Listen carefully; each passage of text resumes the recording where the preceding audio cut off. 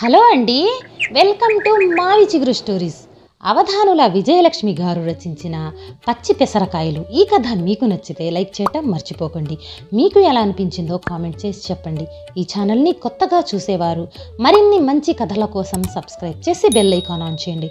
అప్పుడు ఏ కొత్త వీడియో పెట్టినా మీ దాకా వస్తుంది. ఇక కథ మొదలు పెడదాం.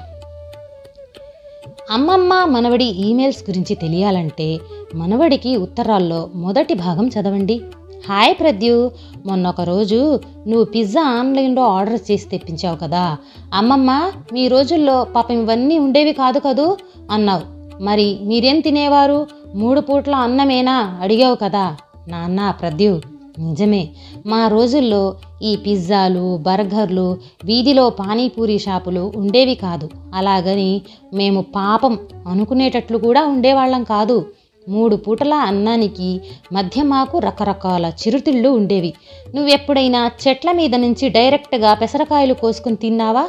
మా చిన్నప్పుడు అవి తెగ తినేవాళ్ళం.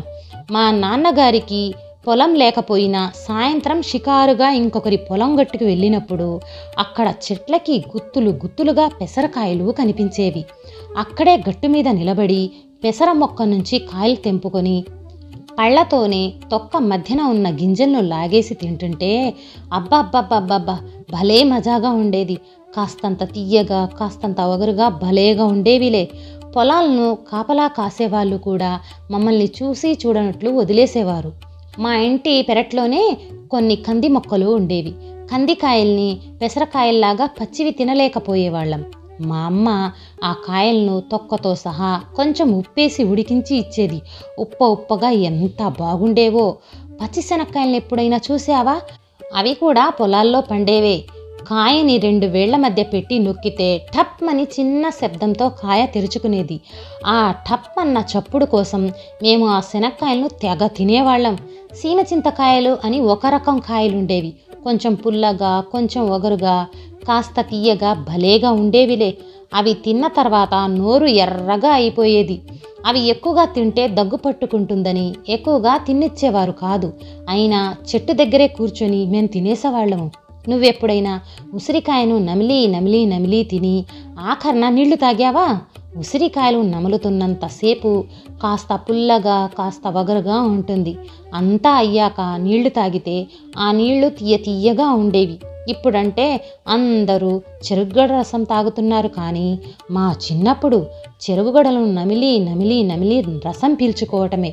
ఒక్క అడుగు పొడుగున్న చెరుగ్గడను నమలటానికి 1 అరగంట పట్టేది మాకు. ఒక్కొక్కసారి ఎవరు తొందరగా తింటారోనని పోటీలు కూడా పెట్టుకునేవాళ్ళం. మా మామయ్య గారింట్లో ఒక బాదం చెట్టు ఉండేది. దాని మీద నుంచి రాలిన కాయలను కొట్టుకొని తింటుంటే భలే మజా వచ్చేది మాకు. ఒక్కొక్క రోజు మధ్యాహ్నం మా అమ్మ బొగ్గుల కుంపటి మీద చిలగడ దుంపలు కాల్చేది. సాయంత్రపు పలహారానికన్నమాట. కాల్చిన తీయ దుంపలు అనగానే నేను, తమ్ముడు ఒకరినొకరు తోసుకుంటూ వంటింట్లోకి పరిగెత్తేవాళ్ళం.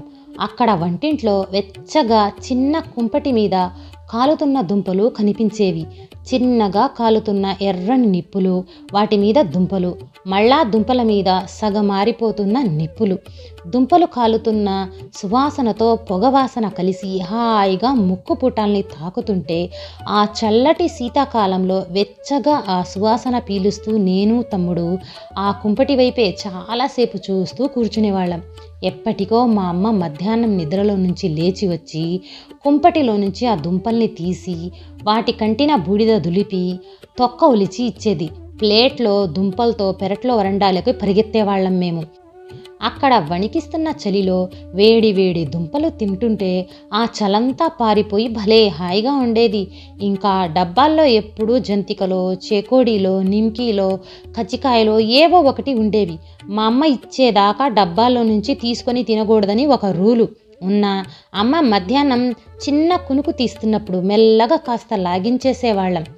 మామిడి ముక్కలకి, దోరగా పండిన జామకాయ ముక్కలకి ఉప్పు కారం రాసుకొని తినటము, వీధిలో అమ్ముతున్న పీచు మిఠాయి చప్పరిస్తూ అయ్యో అప్పుడే అయిపోయిందా అని విచారించటము, ఐసుని కొరికి దాని ఎర్రని తీయని సిరప్ ఏదో వేస్తే దాన్ని చప్పరిస్తూ తినటము, అమ్మ దిబ్బరొట్టెని కాలిస్తే ఎర్రగా పెచ్చుకట్టి కరకరలాడుతున్న భాగం గురించి దెబ్బలాడుకోవటం. అబ్బో ఒకటా, ఎన్నెన్నో రకాలు. ఇలా రాస్తూ పోతే దీనికి అంతూ పంతూ కనపడటం లేదు. మరొకసారి మరికొన్ని విషయాలు రాస్తానులే అమ్మమ్మ. ఈ కథ నచ్చితే లైక్, షేర్ చేసి తప్పకుండా సబ్స్క్రైబ్ చేయండి.